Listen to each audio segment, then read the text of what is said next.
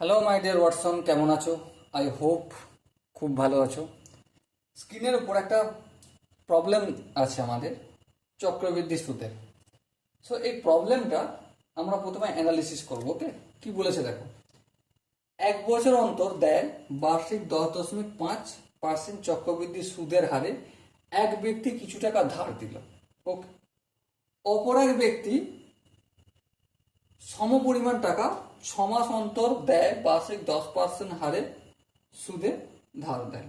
বেশ, 1 বছর পর কে বেশি লাভবান হবে? ওকে, তাহলে চলো একটা কাজ করি, প্রথম ব্যক্তির ক্ষেত্রে করে নিই। ব্যক্তি প্রথম ব্যক্তির গল্পটা কি? প্রথম ব্যক্তির সুদে আসলে কত টাকা সে ইনকাম করবে? A equal to P into 1 + R/100, আর পাওয়ারটা হবে এন। ওকে, পিটা পি রইল, বেশ, ইন্টু 1 প্লাস, আচ্ছা এখানে শুধু আরই থাকবে না R/2 হবে না, শুধু আর থাকবে, কারণ 1 বছর অন্তর দেয়। তাহলে 1 বছর অন্তর দেয়, আর থাকলো। এখানে রেট অফ ইন্টারেস্ট কত? 10.5। ওকে, নো প্রবলেম। নিচে 100 থাকলো। এন এর মানটা 1 বছরের শেষে, যেহেতু গল্পটা বলেছে যে 1 বছর পর কি লাভবান হবে, সেহেতু এটা 1 বছর মেয়াদটা। সো আলটিমেট কি পেলাম? পি ইন্টু 100 লসাগু, 100কে 1 দিয়ে গুণ করলে 100, প্লাস 100কে 100 দিয়ে ভাগ করলে 1, 1কে 10.5 দিয়ে গুণ করলে 10.5। পি ইন্টু 100 সঙ্গে 10.5 যদি যোগ করি, 110.5/100। এবার একটা কাজ করব, কি কাজ করবো? এই দশমিক, এই যে 100 রয়েছে, এই শূন্যগুলো হটাবো। তাহলে হটাতে গেলে কি করতে হবে? আর দুটো ঘর পিছিয়ে আসবে দশমিকটা, তাহলে 1.105 হবে। সো আলটিমেট কি হলো? 1.105 ইন্টু পি। এটা হচ্ছে প্রথম ব্যক্তি লাভ করবে।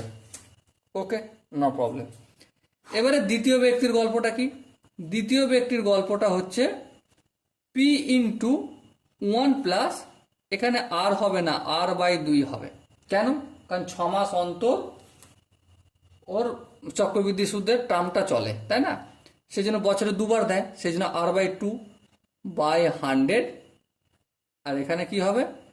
2n পাওয়ার হবে। বেশ, তাহলে কি এসে দাঁড়াচ্ছে? পি ইন্টু 1 প্লাস, এখানে আর এর ভ্যালু কত? 10। তাহলে 10কে 2 দিয়ে ভাগ করলে কত হবে? 5। তাহলে 5 লিখলাম, বাই 100। এখানে 2 ইন্টু এন এর জায়গায় 1 লিখবো, কারণ মেয়াদ শেষ হচ্ছে কতদিন পর তারা তুলনা করবে, 1 বছর পর দেখবে, তাই না? সেই জন্য এখানে 1 হলো। তাহলে পি ইন্টু, এখানে দেখো 100 আর 1-এর নিচে কিছু নেই, মানে 100 লসাগু, 100কে 1 দিয়ে গুণ করলে 100 হবে, প্লাস 100কে 100 দিয়ে ভাগ করলে 1, 1কে 5 দিয়ে গুণ করলে 5, এইখানে হোল স্কোয়ার। এবার দেখো পি যেমন আছে তেমন থাকলো, ইন্টু এখানে গল্পটা কি এসে গেছে? 100কে 5 দিয়ে যদি যোগ করি 105 হবে, হ্যাঁ, তার হোল স্কোয়ার। বেশ, আর এখানে 100 এরও হোল স্কোয়ার। এবার আমাকে একটা ছোট্ট কাজ করে নিতেই হবে, একটু রাফ আমি এখানে ইউজ করছি। কিসের জন্য? 105-এর হোল স্কোয়ার মানে কি? 105 ইন্টু 105, এই লিখলাম। 5×5 = 25, 5 0 0 2 হয়ে গেছে, 5 × 5, গুণটা করে নিচ্ছি। 0 0 0 5 0 1, এই তো গল্প। 5 90, 2 90, এখানে 5 5 10 0 0 0 আর 1 1, তাহলে কত হলো? 11,025। ওকে, পি ইন্টু এখানটা 11,025 হলো, আর নিচে কত? 100কে 100 দিয়ে গুণ করলে কত হয়? একক দশ শত হাজার অযুত 10,000 হয়। এবারে একটু যদি ভাগটা করি, কি পাবো? ভাগটা করলে পাবো, দেখো 1টা 2টো 3টে 4টে, মানে 4টার আগে দশমিক, 1 2 3 4, 1.1025। বেশ, ইন্টু পি।